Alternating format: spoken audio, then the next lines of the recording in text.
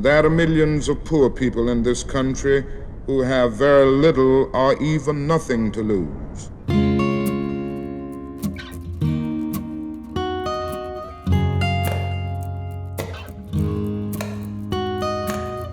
The people at the bottom and the middle class, we're so close.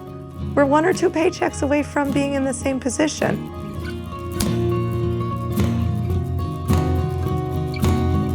And if all of these people are poor, then there must be somebody getting rich off of them. And if there's a system in place like that, why aren't the people coming together?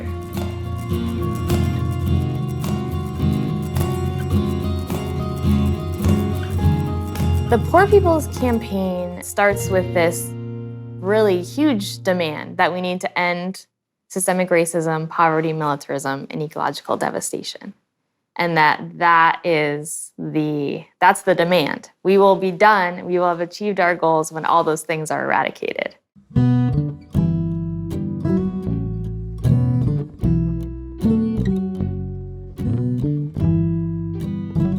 There are millions of poor people in this country who have very little or even nothing to lose.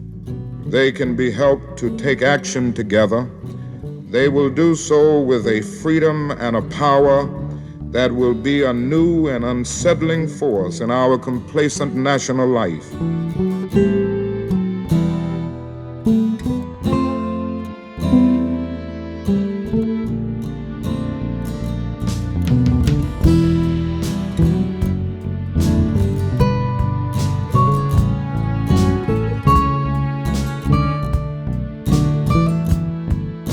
We will be saying, here we are, and we're in lots of places, and we're able to move together.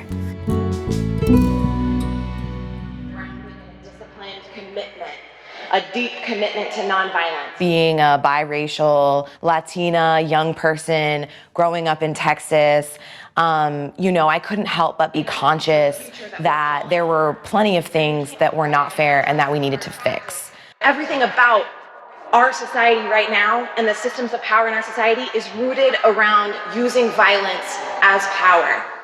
Do I work on racial justice? Do I work on economic justice, gender justice? None of them feel like enough. And so when I heard about the Poor People's Campaign,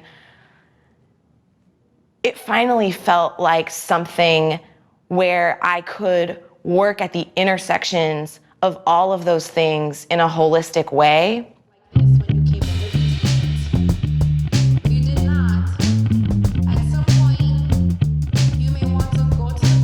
The 40 days of action will be simultaneous, coordinated period of people standing up and moving out in state capitals across the country and Washington, D.C. And we went to this church. It was a very big place, what have you. There was registration going on, and the lady who was registering me, she had this really cute fro, and I was just starting my dreads. And she had this baby on her hip, and she's like, hey, it's so good to see you. We're so happy to see you. I first heard about the Poor People's Campaign when I met a friend, and she says, hey, they're doing this truth commission. And I says, okay, fine, I'll go. And when I came into the little meeting room, they're like, oh, do you want to share something? I said, okay, sure. And I sat down and I watched. It's difficult living like paycheck to paycheck. It's really not enough. I know what it's like when you cannot maintain what you want to do for your children. And then I heard my story being told from multiple people. Different colors, different genders. And so it really warmed me up when I got up there to share my truth. So, my name is Victoria Geit. Today I wanted to talk to you about the job I just had. And it wasn't just what the campaign did that drew me in, it was how they campaigned. They were very thoughtful. Very thoughtful, I would say. I'm the kind of person that if I don't have money somewhere, I will tell you I'm sick. I used to be very ashamed that way.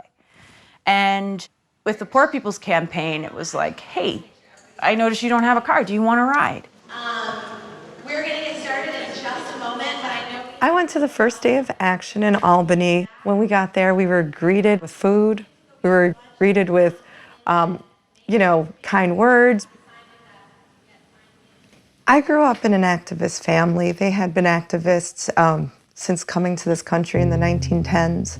My great-grandmother and my great-aunt were in the Triangle Shirtwaist Factory fire, and they survived it.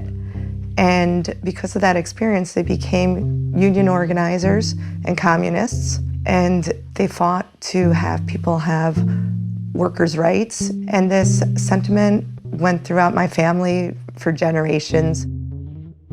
Any victory that we have, if we're not teaching younger people to sustain it and to keep on pushing, then we lose ground. All of a sudden, my daughter doesn't have the same reproductive freedom I have. And so I think that we've gone backwards in a lot of ways because we didn't keep pushing and fighting and maintaining. And everybody was really pumped. Like, everybody was really excited.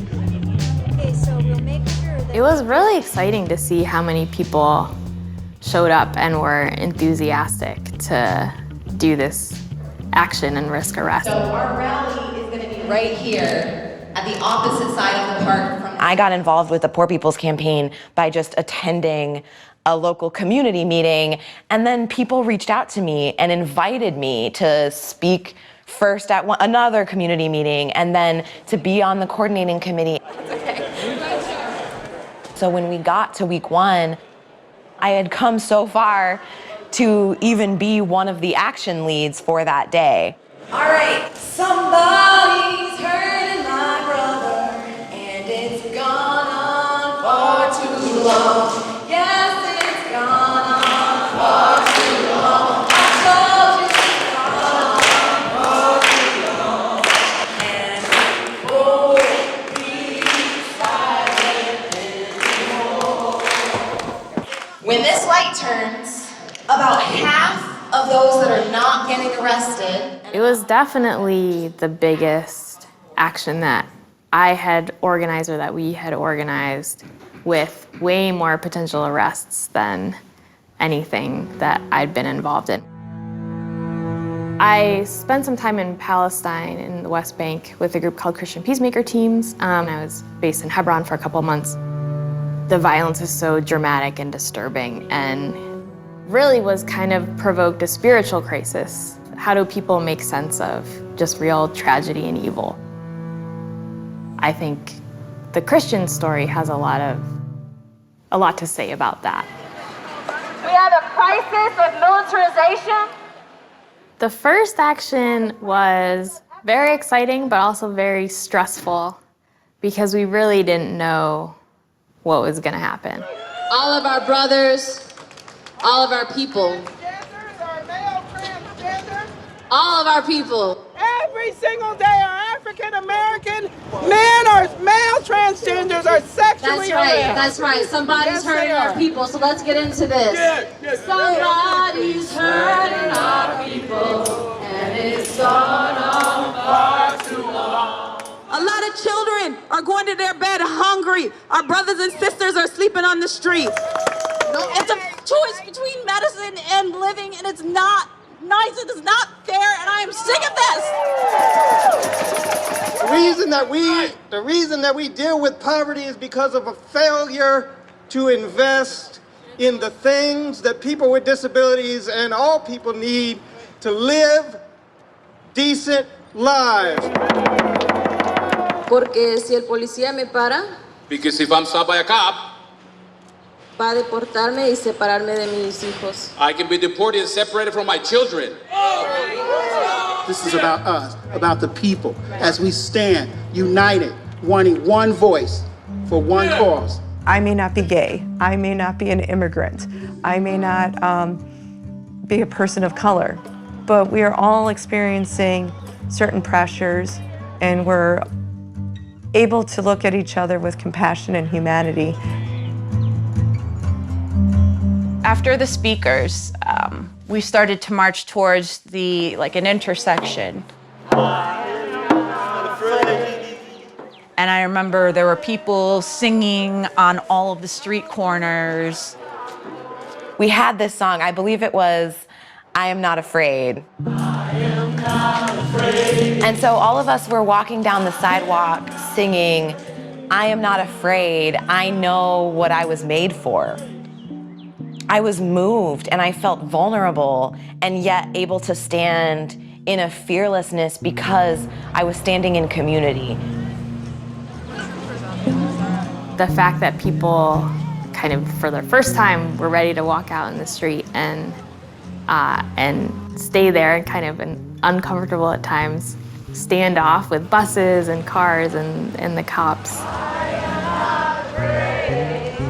It was everybody, you know, no matter how scared everybody was there. We demand guaranteed annual incomes, full employment, and the right for all workers to form and join unions.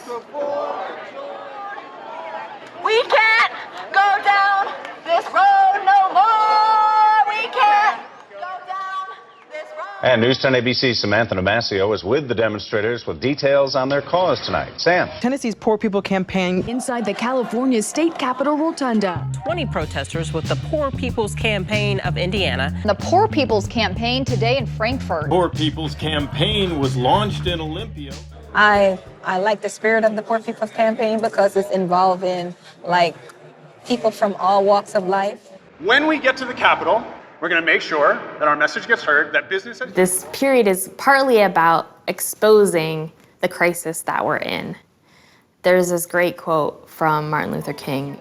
There is nothing wrong with a traffic law which says you have to stop for a red light. But when a man is bleeding to death, the ambulance goes through those red lights at top speed. And metaphorically, this is a moment where we need to rush to get medical attention, that things are at such a critical point and a breaking point. Disinherited people all over the world are bleeding to death from deep social and economic wounds. They need brigades of ambulance drivers who will have to ignore the red lights of the present system until the emergency is solved. We were trying to block the entire Capitol so that people couldn't get in or out. So we're gonna sit down for all the people that are being pushed down.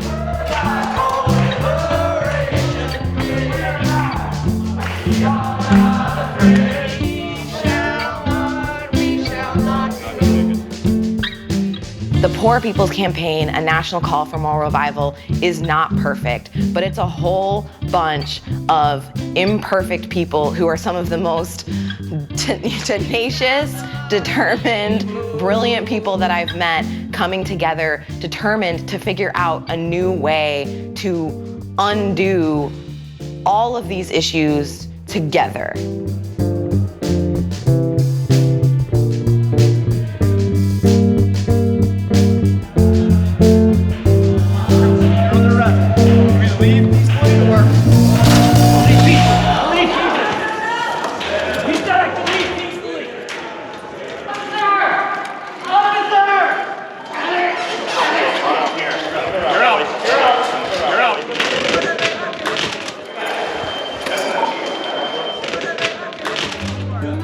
It was pretty shocking to go from this very sort of trying to not confront us to suddenly a cop is like throwing somebody against a wall. It was very startling to see that happen. But we were very clear we were going to maintain our discipline and our plan in the face of whatever response we got. The mayor was very upset, spoke out against us. But, this really disrupts the lives of working people who are just trying to get by and who are living paycheck to paycheck. The news media definitely didn't understand what we were doing, but it's hard to break through that, which is why we have to make our own media.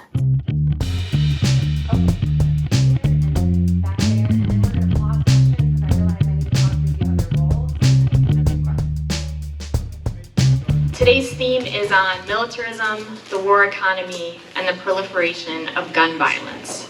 So we are going to be going to the war room in the Capitol. This is a room in our state capitol that is covered in murals depicting all of the wars that New Yorkers have fought in, including the colonial wars of conquest against our indigenous people.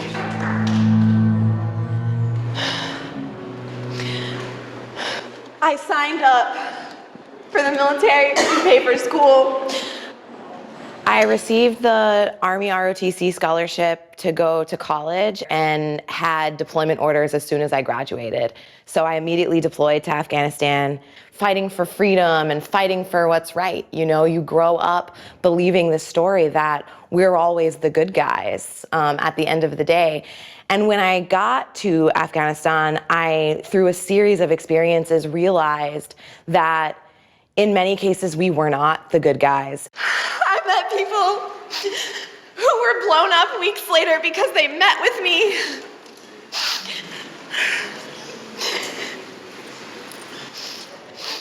I was one of the lucky ones. I have all my limbs. So when I came back from my deployment, I had a really difficult time transitioning. I signed a contract when I was 18 that I wouldn't be free of until I was 30.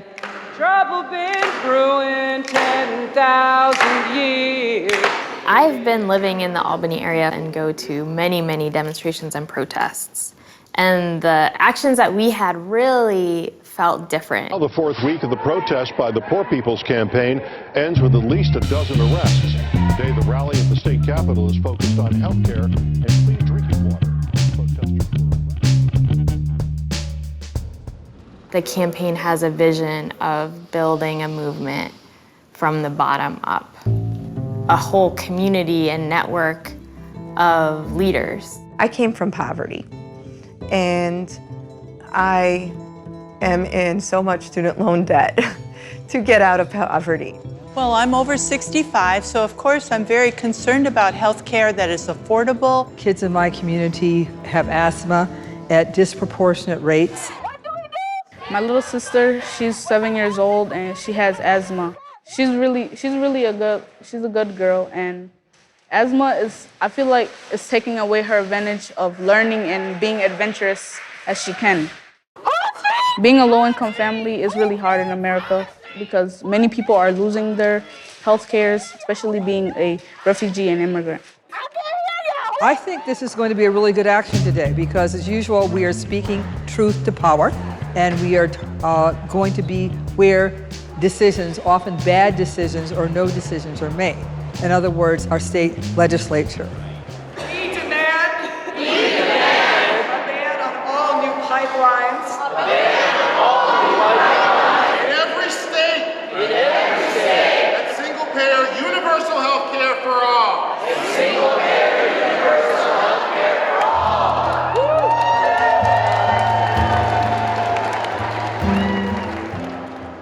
State police didn't like what happened last week, and they may be more on edge based on what they believe happened last week.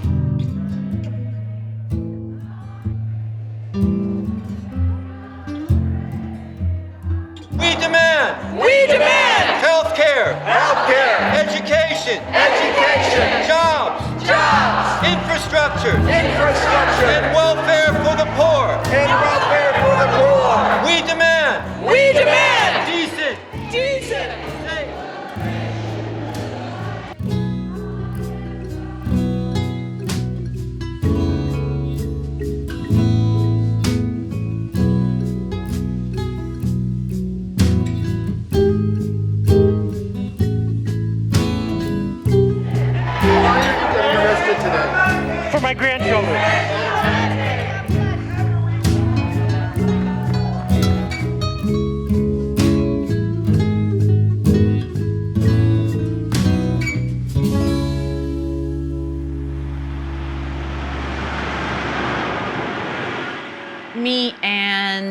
a friend of mine, he came with me. I'm like, come on, we're gonna go to Washington. We're gonna go rally. Come on, come with.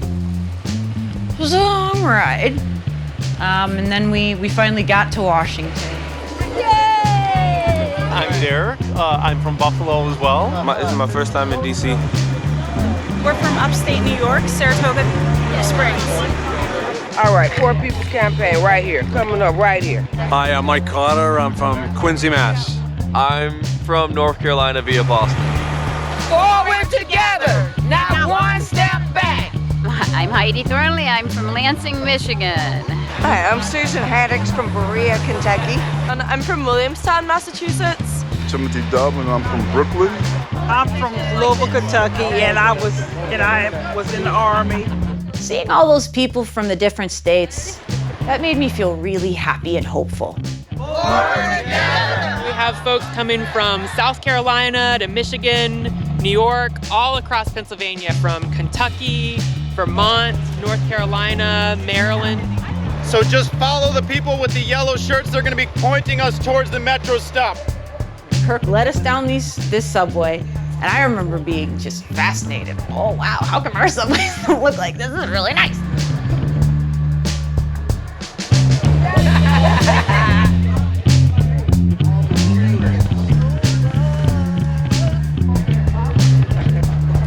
Poor People's Campaign. And there was a big stage, and a bunch of people were speaking. It is unjust, immoral, and unnecessary to have millions of poor people in this land. We need a Poor People's Campaign. So we are building one. We are here to put a face on the facts of poverty. We are here of every race, every color, every creed, every income, every faith tradition, especially the poor, coming together, declaring that we must have a poor people's not march, a poor people not rally, but a poor people's campaign to save the very heart and the soul of this nation. Because I think it's time for a revolution.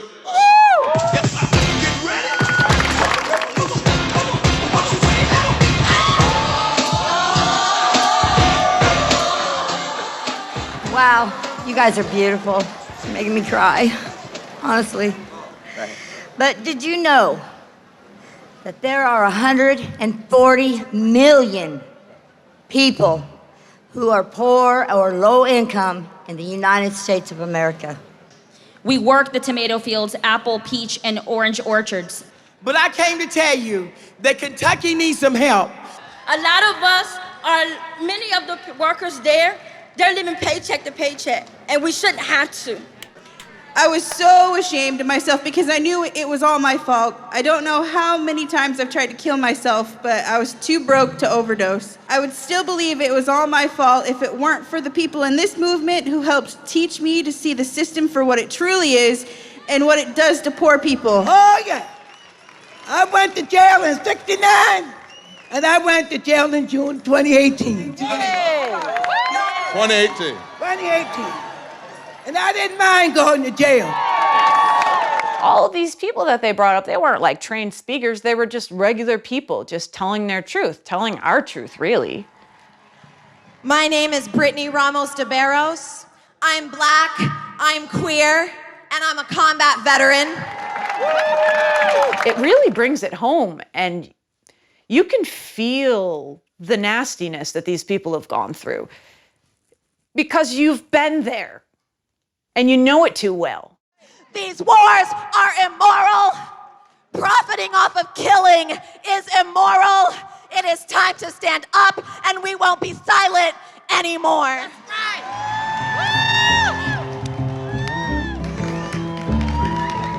right. This is why you have to let the impacted people have the stage. P-O-W-E-R, we got the power 'cause we are. Don't get it twisted. We are not the left. We are not the right. We are not the conservative. We are not the liberal, because those phrases are too puny and too weak and too limited. We are the Poor People's Campaign. We are the Poor People's Campaign, a national call for a moral revival, and we won't be silent anymore.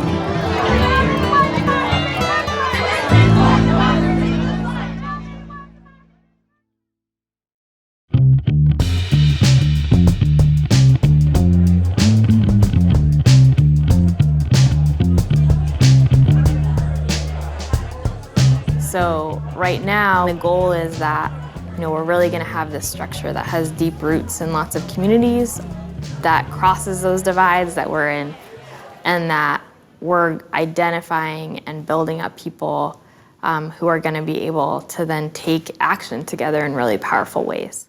It is so exciting to be here with you all and then get to do brainstorming and discussion and planning together about our next steps. I think every single one of us has the ability to be leaders, and that if every single one of us holds this campaign with ownership as leaders, then that's the way that we're really going to get to a place of fundamental transformational change in our society. And I think that that's possible. And I think that if we believe it's possible, that's the thing that makes it possible. I absolutely plan to keep working with the Poor People's Campaign. This year has been very good. I am already involved in the Western New York Steering Committee, and I hope to get even farther into it. I love this campaign. I love the people we have, And then these are my partners. These are my people. And so I'm gonna invite people to share their stories. So I'm one of those people that doesn't speak, so here I go. I'm gay, I'm sober, I've had a mental health diagnosis, I'm Quaker, I'm poor. I was arrested on the final day of action in a group wearing t-shirts that read, "We'll be back." And I'm glad that we're all here so that we can make good on that promise. So when I first started going for this 40 days of action, I was really uncomfortable because I felt like I had no right to be there. And a lot of that, I think, comes from this deep ingrained feeling of being ashamed for being poor. But the more I kept going to more rallies, and I went to the trainings, it was very, very humanizing, and it was nice to see everybody else drop that awful little bit of shame that was not ours. Just breaking that shame that's put on us throughout society if you don't have a job.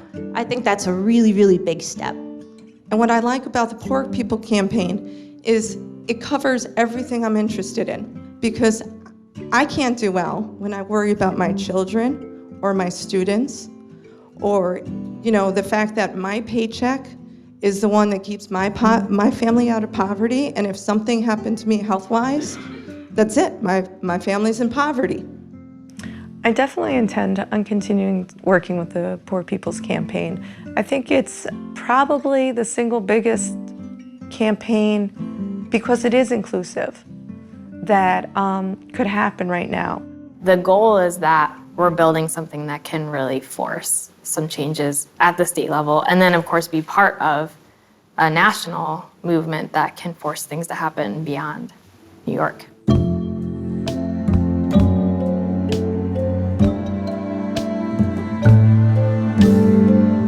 There are people in this campaign who are dead-ass serious about what they believe in, and they will go to bat for you.